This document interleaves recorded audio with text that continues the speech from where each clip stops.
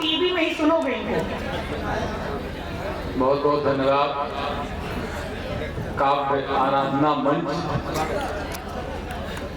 भविष्य में अनागत समय में साहित्य आकाश पर विराजित हो और साहित्य की एक गंगा वहां से निकले, इन शुभकामनाओं के साथ डॉक्टर केसरी ने एक लंबी सूची स्वागत की पढ़ी है। मैं भी उसी को बातचीत कर दे रहा हूँ, बातचीत मान ली जाए। मान ली गई।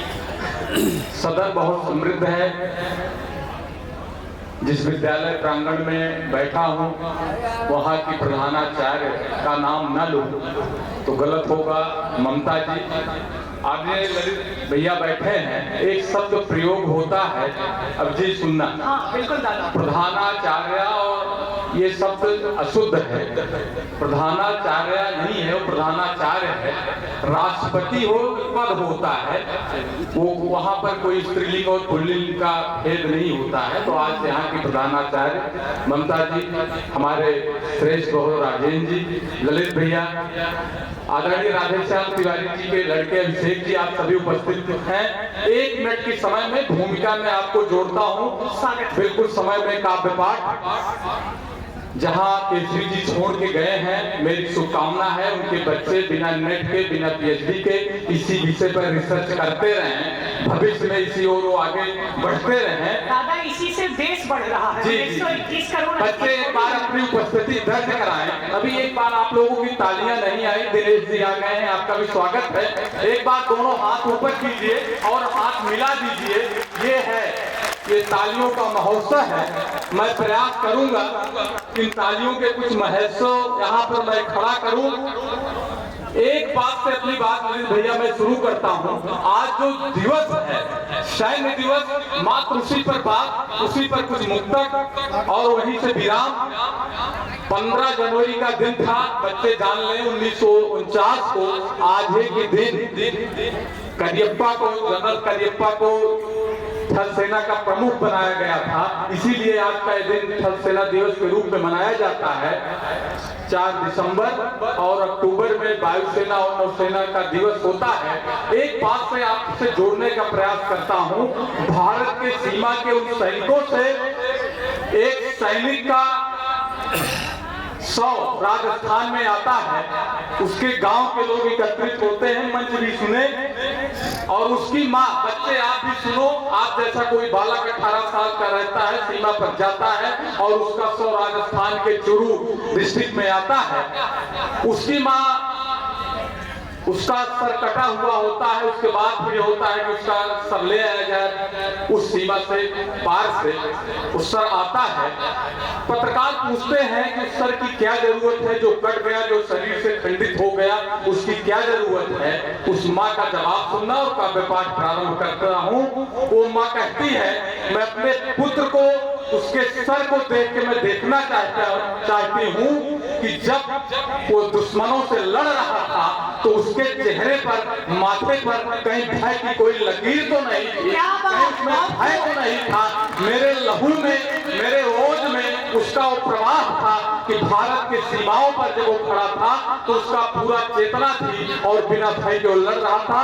4 पंक्तियां पढ़ता हूँ कि मैं बलिदानियों के वसूल लेकर आया हूँ। सुनो जी, मैं बलिदानियों के वसूल लेकर आया हूँ, पुण्य पद चिन्ह के चरण धूल लेकर आया हूँ, पुण्य पद चिन्ह के चरण धूल लेकर आया हूँ। और जिनकी गौरव गाथा गाई जाती पूरे विश्व में, जिनकी गौरव गाथा गाई जाती पूरे विश्व में, उन्हीं की वंदना में शब्द फूल लेकर आया हूँ, उन्हीं की वंदना में शब्द फूल लेकर आया हूँ, उन्हीं की वंदना में शब्द फूल लेकर आया हूँ। मुझसे आप कोई केसरी जैसे पंक्तियों की उम्मीद मत कीजिएगा। डॉक्टर साहब हैं, उनका प्रांगण है और मैंने बताया उनके बहुत से बच्चे इस पर PhD कर रहे हैं। आने वाले दिनों में वो किताब लिखेंगे, थीसिस होगी, उनके बच्चे इससे आगे बढ़ेंगे और यही कविता का मूल होगा, यही श्रृंगार मूल होता है। लेकिन जब अंजलि अमोघ जैसे लोग कविताएं पढ़ते हैं, डॉक्टर साहब सुनिएगा कि फूलों पर भ्रमर गुंजार नहीं लिखता।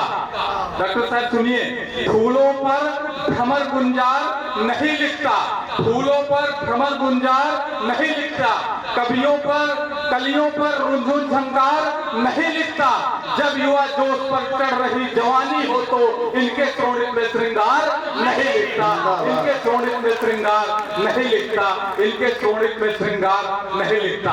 और जब आदमी आग में पलता है वैसे बातें मैं तब करता हूँ, ऐसे मैंने कह दिया, जब श्रृंगार के दो लोग मिलते हैं और उस मिलन में जब बिछोह हो जाता है तब उसमें ओज के कवियों की जरूरत पड़ती है, ठीक है ना। उस मिलन के बिछोह के बाद ओज के कवियों की जरूरत पड़ती है कि दहकती आग में पला हूँ, राष्ट्रवाद के उन्माद का गान लिखता हूँ, दहकती आग में पला हूँ, राष्ट्रवाद के उन्माद का गान लिखता हूँ, आर्य का वंश हूँ, आज देश के भूगोल का अभियान लिखता हूँ। नौजवानों का जोश और होश मंत्र मुग्ध न हो जाए पायल की झंकार में, इनके लहू में भगत सिंह के सपनों का हिंदुस्तान लिखता हूँ, इनके लहू में भगत सिंह के सपनों का हिंदुस्तान लिखता हूँ, इनके लहू में भगत सिंह के सपनों का हिंदुस्तान लिखता हूँ।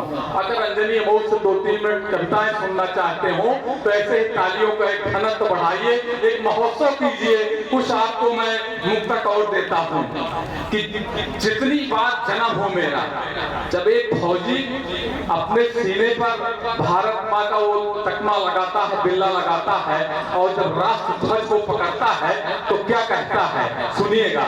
और जब हमारे जो देश के लोग हैं जब ऐसी बातें करते हैं, 38वें मंजिल पर खड़े होकर के कहते हैं, बैठकर 38वें मंजिल पर बैठे होते हैं और 50 संगीन के साए में वो रहते हैं, तब कहते हैं हिंदुस्तान में रहने से डर लगता है।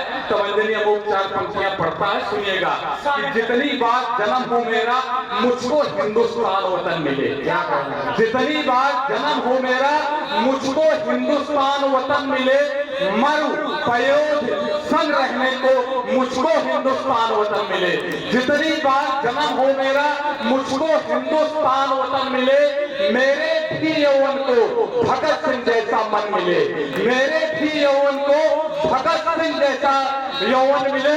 और जब जाऊं मैं इस धराधाम से, तिरंगे से लिपटा मेरा बदन मिले, तिरंगे से लिपटा मेरा बदन मिले, तिरंगे से लिपटा मेरा बदन मिले। 4 पंक्तियों से